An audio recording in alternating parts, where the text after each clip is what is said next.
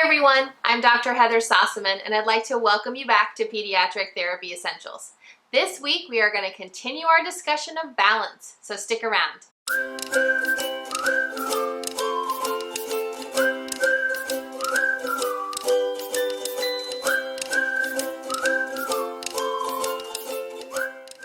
In last week's video, we started our discussion of balance. And if you'd like to catch up on all that valuable information, you can head over to my website, pediatrictherapyessentials.com, and check out the tab Blogs and Videos. I'll leave a link in the description box below for my website and last week's video. Before we jump into this week's great balance activities, let's do a quick review of what we learned last week.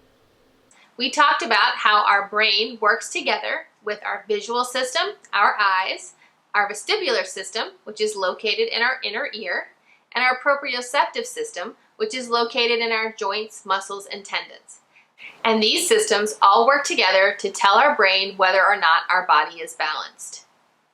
And for our body to remain balanced, we discussed the fact that our center of gravity, which is that central point in our body where all of our balance revolves around, must remain within our base of support, which is the area of our body touching the floor. So if we're standing on 2 feet, shoulder width apart, our base of support is the area under and between our feet. And if we're only standing on 1 foot, then our base of support is only the area under that 1 foot. Now, if our center of mass or center of gravity moves outside of our base of support, then we become off balance. And when our bodies become off balance, they employ 3 strategies to try to get us back into balance. The first strategy is ankle strategies, and if it's a mild force pushing us out of our base of support, then our ankle kicks in and those muscles try to bring us back to the middle. If the force is a little bit stronger, then our hips kick in, or hip strategies, and our body will bend from the hip and try to bring us back into balance. And if that still doesn't work, then our bodies employ stepping strategies, which means we take a step, thereby increasing our base of support and making it easier for us to balance. It's really important for children to develop their balance strategies over time. And while they're born with some innate reflexes and skills that allow them to balance, balance is something that's really learned over time with lots and lots of practice. So last week I gave you some great ideas for ways to work on static balance, which is the ability to balance when you're in one position. And this week we're going to talk about dynamic balance, which is the ability to balance when you're moving. These activities are a whole lot of fun and I hope you guys really enjoy them. Our first activity is walking on a line. Grab some sidewalk chalk or painter's tape and make a line on the ground. Then simply use your arms for balance and walk across the line. If you have access to a balance beam, that's another great place to practice this activity. To make this activity harder, you have several choices. The first one is to walk with a heel-toe pattern across the line.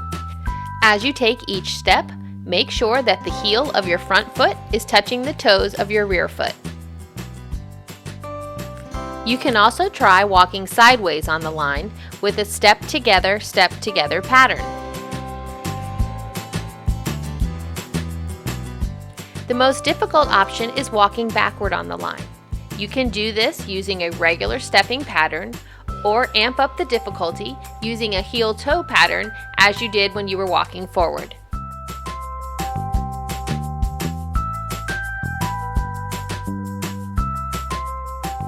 Our next activity is walking on an uneven surface.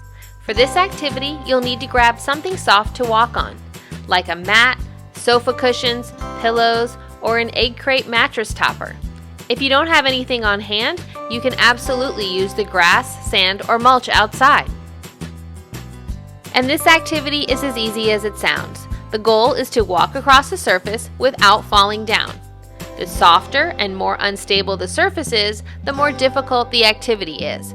So walking across a yoga mat would be a whole lot easier than walking across soft sofa cushions. Our next activity is stepping over objects. You need to grab some small items that you can step over, like books, stuffed animals, or if your house is like mine, you probably have an abundance of Amazon boxes. Begin by spacing these objects evenly apart on the ground, and then step over the items one at a time. Placing both feet on the ground in between each object is the easiest way to perform this activity. If you want to make it more difficult, simply take one step between each object.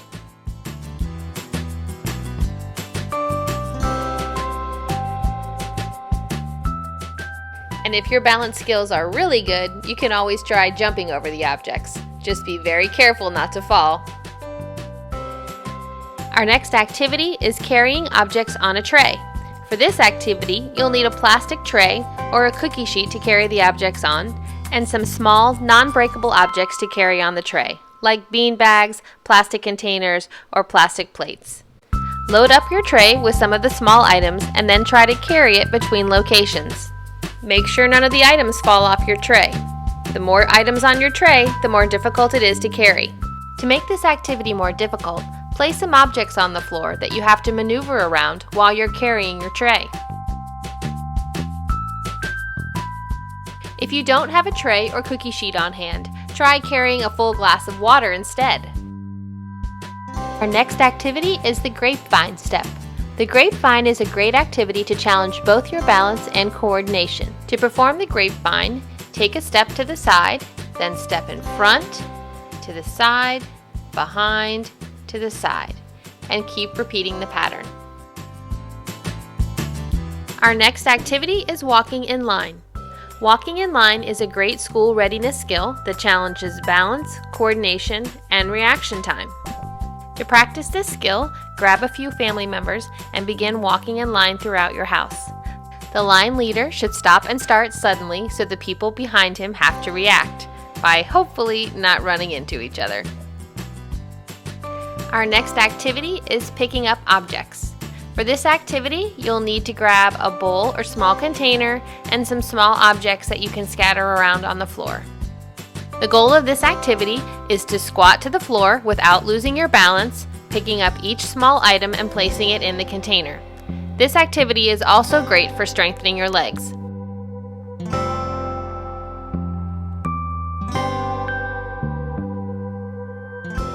Our next balance activity is chores.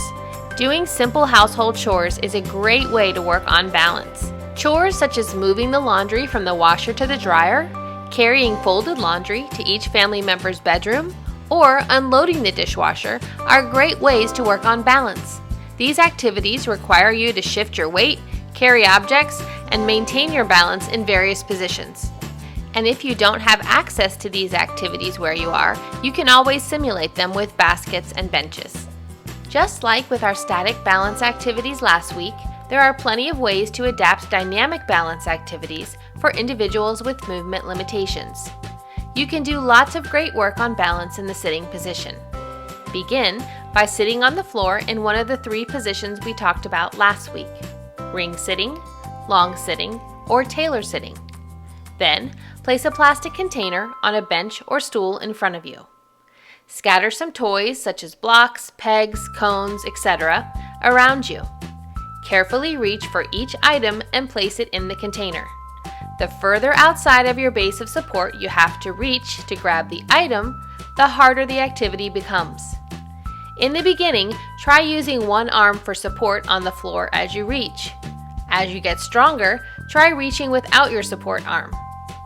Reaching across your body for items is more difficult than reaching with the arm on the side next to the objects. You can also perform this activity with a partner. Ask your partner to hold the plastic container or a pegboard in front of you. Place items in the container or on the pegboard.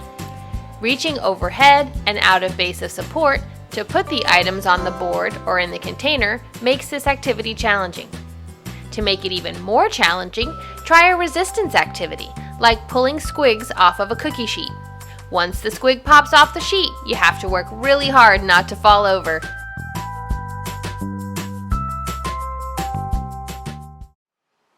I hope you guys really enjoyed those dynamic balance activities. If you want more information on any of the activities you saw today or some printables to go with them, please head over to my website, pediatrictherapyessentials.com, and check out the blog post. If you enjoyed today's video, I'd really appreciate it if you'd give it a like and share it with someone else.